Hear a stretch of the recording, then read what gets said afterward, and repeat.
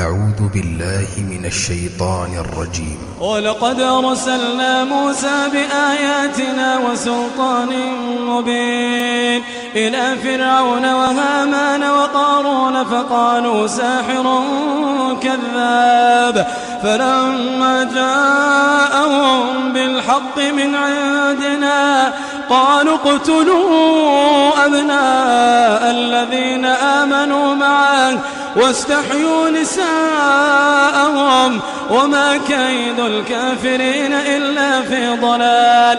وقال فرعون ذروني أقتل موسى وليدع ربه إني أخاف أن يبدل دينكم أو أن يظهر في الأرض الفساد. وقال موسى إني عذت بربي